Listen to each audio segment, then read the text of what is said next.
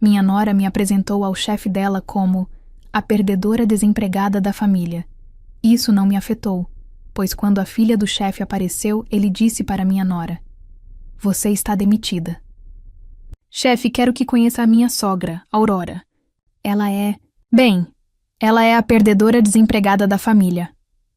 As palavras de Renata, minha nora, saíram da boca dela com um veneno adocicado, envoltas em um sorriso que não alcançava seus olhos. Elas pairaram no ar pesado do salão de festas, entre o tilintar dos copos de cristal e a música baixa que tocava ao fundo. Senti o peso do olhar do homem à minha frente. Um senhor de cabelos grisalhos e postura imponente. O famoso chefe da empresa onde meu filho e Renata trabalhavam. Ele me olhava com uma expressão de pura confusão. A testa franzida, tentando entender se aquilo era uma piada de mau gosto. Eu apenas sustentei o olhar dele, sentindo meu coração bater um pouco mais forte no peito. O vestido de seda que meu filho, Natanael, insistiu que eu comprasse para a ocasião, pareceu subitamente apertado. Por um instante, o salão de festas desapareceu. A zombaria de Renata foi como uma chave que abriu uma porta trancada em minha mente, e as memórias me inundaram com a força de uma avalanche. Fechei os olhos por um milésimo de segundo e não estava mais ali. Eu estava em uma sala de cirurgia, sob luzes fortes e frias. O cheiro de antisséptico no ar. Minhas mãos, firmes e seguras, moviam-se com uma precisão que era quase uma dança. Eu era a doutora Aurora, uma das melhores cirurgiãs do país. Vidas passavam por aquelas mãos, e eu as segurava com reverência e coragem. Lembro-me do peso de um coração batendo em minha palma durante um transplante complexo, da alegria silenciosa de ver um paciente acordar na UTI, da gratidão nos olhos de uma família. Eu não era uma simples médica. Eu era uma guardiã de esperanças, uma combatente na linha de frente contra a morte. Meu filho, Natanael, cresceu vendo essa mulher. Ele me via chegar em casa exausta, mas com um brilho de propósito nos olhos. Eu o criei sozinha, entre plantões intermináveis e congressos médicos. Cada sacrifício valeu a pena para dar a ele a melhor vida possível, para que ele se tornasse o homem bom e honrado que é hoje. Ele era meu maior orgulho, a cirurgia mais bem-sucedida da minha vida. Mas a vida, assim como uma cirurgia delicada, tem seus imprevistos. A memória seguinte veio com a mesma clareza, mas carregada de dor. A chuva na estrada, os faróis de um carro desgovernado, o som ensurdecedor de metal se contorcendo. O mundo girou e depois escureceu. Quando acordei no hospital, a primeira coisa que senti foi a dor lancinante nas minhas mãos. Os médicos, meus próprios colegas, vieram com olhares pesarosos. Danos severos nos nervos. Tremores irreversíveis, diziam eles. As palavras eram técnicas, mas o significado era brutalmente simples. Minhas mãos, as ferramentas da minha arte, da minha identidade, estavam arruinadas para sempre. A carreira pela qual eu havia dedicado minha vida inteira tinha acabado em uma fração de segundo, em uma curva molhada de uma estrada qualquer. O período que se seguiu foi o mais escuro da minha existência. Aposentadoria precoce. A mulher que passava 16 horas por dia em pé, salvando vidas, agora mal conseguia segurar uma xícara de chá sem derramar. A depressão me abraçou como um velho amigo indesejado. O silêncio da minha casa era um grito constante do que eu havia perdido. Foi quando Natanael interveio. "Mãe, por favor. Você cuidou de mim a vida inteira. Agora é a minha vez. Deixa eu cuidar de você." Ele me disse, seus olhos cheios de uma preocupação genuína que partia meu coração. "Vem morar comigo. Você não precisa mais trabalhar. Você já fez mais do que o suficiente. Descanse." Lutei contra a ideia. Eu não era um fardo, não queria ser um. Mas a solidão era esmagadora. E o amor do meu filho era a única luz em meio à escuridão. Relutantemente, eu aceitei. Vendi minha casa, guardei minhas memórias em caixas e me mudei para o quarto de hóspedes do apartamento dele. Aos poucos, encontrei um novo ritmo. Jardinagem, leitura, longas caminhadas no parque. Aprendi a viver com as mãos que tremiam. Aprendi a ser apenas Aurora, não mais a doutora. Então, Renata entrou em nossas vidas. No começo, ela era um encanto. Trazia flores, elogiava minha comida, ouvia minhas histórias com um sorriso paciente. Natanael estava nas nuvens, e por ele eu me esforcei para gostar dela. Mas havia algo em seu olhar. Um brilho de desprezo que ela não conseguia esconder completamente. Eu via como ela me olhava quando eu estava cuidando das minhas plantas, como se visse uma figura inútil e preguiçosa. Eu ouvia o tom sutil de condescendência em sua voz, quando me perguntava como havia sido o meu dia agitado, Ela me via não como uma mulher que deu tudo de si e foi forçada a parar, mas como um peso morto que vivia às custas do filho dela. Eu nunca disse nada a Natanael. A felicidade dele era importante demais para mim. A voz de Renata me puxou de volta para a festa barulhenta. A perdedora desempregada da família. A frase ainda ecoava. Abri os olhos e encarei o chefe dela. Mantive minha coluna ereta, o queixo erguido. A humilhação queimava em meu peito como ácido, mas anos na sala de cirurgia me ensinaram a manter a calma sob a pressão mais extrema. Meus lábios se curvaram em um sorriso mínimo e educado. Eu não daria a ela a satisfação de me ver desmoronar. O chefe continuava a me encarar, sua expressão mudando de confusão para algo que parecia desconforto. Ele claramente não esperava aquela apresentação cruel e desnecessária. Renata, por sua vez, mantinha seu sorriso venenoso, visivelmente satisfeita com o constrangimento que havia criado, esperando que eu gaguejasse ou saísse correndo. Mas eu não fiz nenhum nem outro. Apenas esperei, sentindo o tempo se arrastar, naquele silêncio tenso que se formou ao nosso redor. Enquanto o silêncio se esticava naquele salão luxuoso, minha mente viajou de volta, não para o passado distante da minha carreira, mas para os últimos meses, desde que Renata havia entrado em nossas vidas. Lembro-me do dia em que Natanael a trouxe para casa pela primeira vez como se fosse ontem. Ele chegou flutuando, com um sorriso que iluminava todo o apartamento. Mãe, você não vai acreditar. Eu conheci alguém, e ela é perfeita. Quando Renata passou pela porta, entendi o fascínio do meu filho. Ela era bonita, articulada e trazia consigo um ar de ambição e confiança. Naquele primeiro jantar, ela foi a nora dos sonhos. Elogiou minha casa. Perguntou sobre minha carreira com um interesse que parecia genuíno. E o mais importante, olhava para Natanael com uma adoração que derreteria o coração de qualquer mãe. Naquela noite, quando fui dormir, senti uma pontada de esperança. Meu filho havia encontrado a felicidade e talvez eu tivesse ganhado uma filha. Mas eu passei a vida diagnosticando pessoas. Não apenas suas doenças, mas seus medos, suas mentiras, suas dores escondidas nos detalhes. E não demorou muito para que eu começasse a ver os sintomas da verdadeira natureza de Renata. Eram coisas pequenas, quase imperceptíveis. Um olhar que se demorava um segundo a mais em minhas mãos trêmulas quando eu tentava servir o café. Um suspiro de impaciência, quase inaudível, quando eu pedia para ela repetir algo que não tinha ouvido direito. Na frente de Natanael, ela era doçura e solicitude. Dona Aurora, deixe que eu levo isso para a senhora. Não se esforce. Mas assim que ele virava as costas, o sorriso dela murchava e seus olhos se tornavam frios e calculistas. Ela me via como um estorvo. Para ela, eu não era a mulher que havia criado o homem que ela amava, nem a cirurgiã brilhante que teve a carreira interrompida por uma tragédia. Eu era apenas a velhinha que não fazia nada o dia todo, que morava de favor e sujava a louça que ela teria que lavar. Certa vez eu a ouvi falando ao telefone com uma amiga na varanda, a voz baixa, pensando que eu não podia escutar. É complicado, sabe?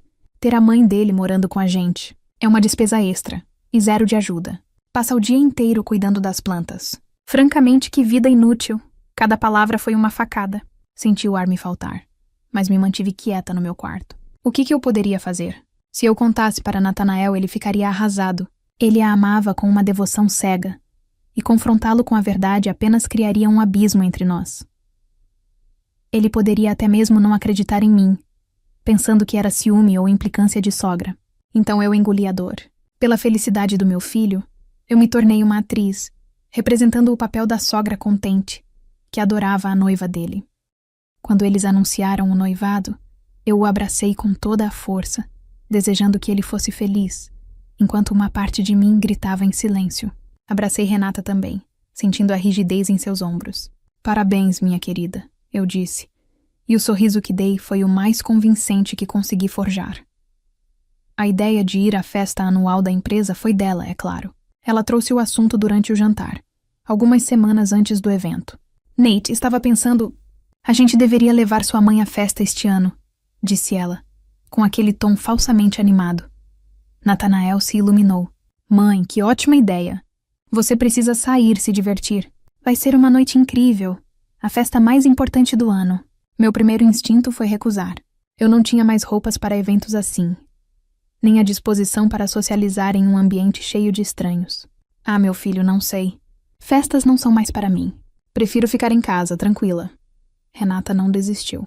Ela colocou a mão sobre a minha e o toque era frio como gelo. Que isso, dona Aurora? A senhora tem que ir. Eu faço questão. Quero que todos os meus colegas e principalmente meu chefe conheçam a mãe maravilhosa do meu noivo. Quero me exibir. E ela disse, piscando para Natanael, que riu, encantado com a generosidade dela. Naquele momento eu entendi. Não era um convite gentil, era uma armadilha. Ela queria me exibir, sim, mas não da forma que Natanael imaginava. Ela queria me levar para o ambiente dela, um lugar onde ela brilhava e tinha poder, para me diminuir, para me mostrar para todos como a figura patética que ela acreditava que eu era. Mas olhando para o rosto esperançoso do meu filho, eu não tive coragem de dizer não. Vê-lo feliz valia qualquer humilhação. Tudo bem, eu cedi, com um sorriso fraco. Eu vou. E foi por isso que eu estava ali, parada naquele salão, vestindo um vestido caro e ouvindo a frase que ela provavelmente ensaiou por semanas. Aquele insulto não foi um impulso do momento. Foi um ato premeditado, a coroação de meses de desprezo silencioso, agora finalmente verbalizado para a pessoa mais importante da carreira dela. Ela queria me quebrar na frente do chefe dela, talvez para se sentir maior, mais poderosa. O chefe da minha nora piscou, como se saísse de um transe. A confusão em seu rosto deu lugar a uma expressão de profunda desaprovação. Ele olhou de Renata para mim e então de volta para ela. Ele abriu a boca para dizer algo, e o salão inteiro pareceu prender a respiração junto comigo. O chefe de Renata, o homem cujo olhar confuso agora se transformara em uma máscara de frieza, finalmente falou. Sua voz não era alta, mas cortou o ar como uma lâmina afiada, fazendo com que até mesmo as pessoas nos grupos mais próximos se calassem para ouvir. Senhorita Renata. Ele começou, e o uso do senhorita, em vez do primeiro nome dela, já era um sinal de descontentamento. Essa foi uma apresentação inadequada e francamente muito deselegante. As palavras caíram como pedras. O sorriso vitorioso de Renata congelou e se estilhaçou. Vi a cor subir por seu pescoço até tomar conta de seu rosto. Ela gaguejou, tentando se recompor, a arrogância sendo rapidamente substituída por um pânico mal disfarçado. Chefe, eu só estava brincando. É o nosso jeito de nos provocarmos. Uma piada de família. Não me pareceu uma piada. Ele respondeu secamente, seu olhar ainda fixo nela. E na minha empresa, eu espero que meus funcionários demonstrem um nível de respeito e profissionalismo que você, claramente, não demonstrou esta noite. Eu senti um calor subir em meu peito, mas não era de vergonha. Era uma pequena chama de validação. Aquele homem, um completo estranho, tinha visto a crueldade no ato dela e a chamou a atenção por isso. Eu não precisei dizer uma palavra. Apenas inclinei a cabeça em um leve aceno de respeito na direção dele. Um agradecimento silencioso por defender minha honra quando nem esperava que alguém o fizesse. Renata parecia querer que o chão se abrisse e a engolisse. Seu momento de triunfo havia se transformado em uma humilhação pública, e a ironia da situação quase me fez sorrir. Foi nesse exato momento de tensão suspensa que eu a vi. Uma figura atravessou o meu campo de visão, movendo-se com um propósito que contrastava com o resto das pessoas que apenas passeavam pelo salão. Era uma jovem, talvez com seus 20 e poucos anos, usando um vestido simples, mas elegante. Ela não olhava para os lados, não sorria para ninguém. Seus olhos grandes e expressivos estavam cravados em mim. Ela se aproximava, e a cada passo que dava, eu sentia uma estranha sensação de familiaridade, embora tivesse certeza de que nunca a tinha visto na vida. A multidão parecia se abrir para ela. Renata, ainda se recuperando da reprimenda, notou a aproximação e pareceu irritada pela interrupção. O chefe dela, no entanto, virou-se e sua expressão severa se suavizou instantaneamente. Júlia, o que você está fazendo aqui? Pensei que não viria, ele disse, com um tom de surpresa e carinho na voz. Renata viu ali uma oportunidade de ouro para mudar de assunto e recuperar o controle. Chefe, essa é a sua filha? Que prazer em conhecê-la. Eu sou Renata. Trabalho com seu pai, disse ela, estendendo a mão com o sorriso mais falso que eu já tinha visto. Mas a jovem, Júlia, a ignorou completamente. Ela passou por Renata como se ela fosse invisível e parou a menos de 1 metro de mim. Seus olhos estavam fixos em meu rosto, e agora eu podia ver que eles estavam cheios de lágrimas. Sua boca se abriu e fechou algumas vezes, como se ela não conseguisse encontrar as palavras. Eu fiquei imóvel, completamente confusa. Quem era aquela garota? E por que ela me olhava daquele jeito? Com uma mistura de reverência e alívio tão profundos que era quase palpável. Meu coração, que tinha se acalmado, voltou a bater forte, mas desta vez não era por medo ou humilhação. Era por antecipação, por um mistério que estava prestes a se desvendar bem na minha frente. Não pode ser. Ela sussurrou, a voz embargada pela emoção. Ela deu mais um passo à frente e, com a mão trêmula, tocou meu braço levemente, como se precisasse ter certeza de que eu era real. O toque era gentil, quase suplicante. Ninguém dizia nada. Renata parecia uma estátua de confusão e fúria. O pai da garota, seu chefe, observava a cena com uma curiosidade intensa. A testa franzida novamente. Finalmente, a jovem encontrou a voz. E as palavras que saíram de sua boca mudaram tudo. Doutora Aurora? Ela perguntou. A voz pouco mais que um sussurro, mas ecoou em meus ouvidos como um trovão. É a senhora mesma? Meu Deus, sou eu. Júlia. A senhora salvou a minha vida. A palavra doutora atingiu Renata como um soco. Vi o choque em seus olhos, a descrença total. Ela olhou para mim, para a garota, para o chefe, seu cérebro visivelmente lutando para processar a informação que destruía completamente a imagem de perdedora desempregada que ela havia acabado de pintar. E eu olhava para o rosto emocionado daquela jovem, vasculhando as profundezas da minha memória, tentando conectar aquele nome Júlia a um dos incontáveis pacientes que passaram pelas minhas mãos há tantos anos. Júlia. O nome saiu dos meus lábios como um eco de um passado distante. E então, como um relâmpago, a memória veio, nítida e avassaladora. Não era apenas um rosto em meio a tantos outros. Era o caso. A garota com o tumor cerebral que todos consideravam inoperável. Lembro-me das ressonâncias, das reuniões com a equipe, dos outros cirurgiões balançando a cabeça com pesar, dizendo que o risco era grande demais. Lembro-me dos pais dela, um casal desesperado, e do pai, um homem poderoso acostumado a controlar tudo, agora impotente diante da fragilidade da filha. E lembro-me de olhar nos olhos daquela jovem, aterrorizada, mas com uma centelha de luta, e tomar a decisão que definiria o auge da minha carreira. Antes que eu pudesse dizer qualquer coisa, Júlia se lançou em meus braços. Foi um abraço de anos de gratidão contida, um abraço que dizia tudo o que as palavras não podiam. Senti suas lágrimas molhando meu ombro. Eu nunca tive a chance de agradecer direito, disse ela, se afastando, mas ainda segurando minhas mãos, como se eu fosse desaparecer. Ela se virou para o grupo, seus olhos brilhando. Pai, esta é a doutora Aurora. Há 8 anos, quando todos os outros médicos desistiram de mim, ela foi a única que teve coragem.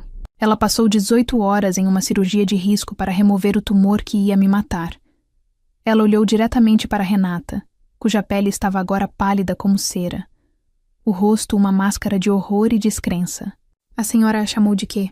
De perdedora? Esta mulher é uma heroína. A razão pela qual eu estou viva, pela qual me formei na faculdade, pela qual posso abraçar meu pai esta noite, é ela. O chefe, o pai de Júlia, olhava de mim para a filha, e as peças se encaixavam em sua mente com uma clareza brutal. O nome doutora Aurora finalmente fez sentido. A história que sua filha contava com reverência era a minha história. Sua expressão de choque se transformou em uma fúria fria e controlada. Ele se virou para Renata e, se olhares pudessem congelar, ela teria se tornado uma estátua de gelo. Você trouxe a salvadora da minha filha para a minha festa, ele disse, a voz perigosamente baixa, e a humilhou na minha frente, a chamando de perdedora desempregada. Ele balançou a cabeça, não com raiva, mas com um nojo profundo. Renata, pegue suas coisas na segunda-feira. Você não trabalha mais na minha empresa. Não quero alguém com seu caráter perto de mim ou da minha família. Está demitida.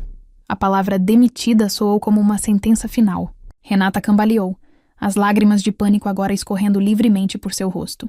Foi nesse momento que Natanael apareceu. Ele devia estar do outro lado do salão e, vendo a comoção, veio correndo, o rosto marcado pela preocupação. O que está acontecendo? Renata, meu amor, por que você está chorando? Ele perguntou, indo direto para o lado dela, o instinto protetor falando mais alto. Renata tentou se agarrar a ele, a sua última tábua de salvação. Nate, ele me demitiu.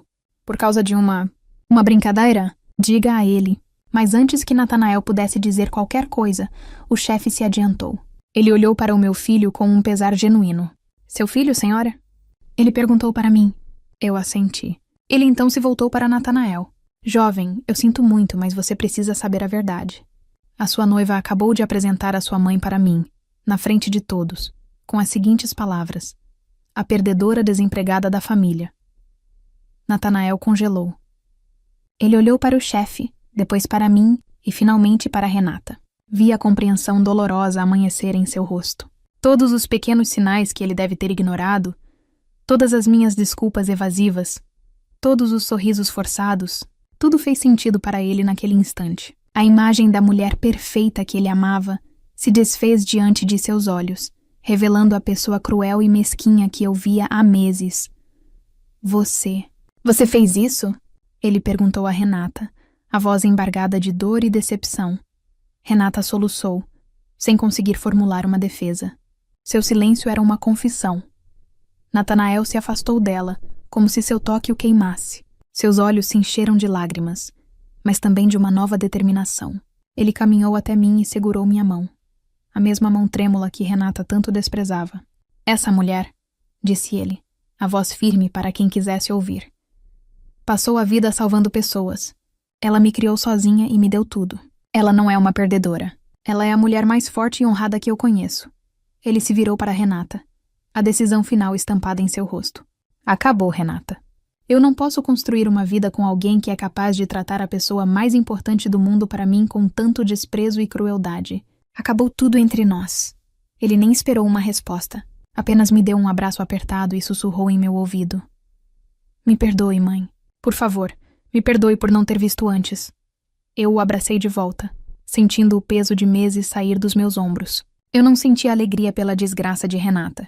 O que eu sentia era algo muito mais profundo. Alívio. A verdade havia vindo à tona, não por um plano meu, mas pelo eco de um ato de coragem do meu passado. Naquela noite, em meio ao luxo e à falsidade daquela festa, eu não precisei dizer uma palavra para defender minha honra. Minha própria história falou por mim, e ao sair daquele salão, de braços dados com meu filho, eu não era mais a aposentada que morava de favor. Eu era a doutora Aurora novamente. E mais importante, eu era uma mãe amada e finalmente em paz.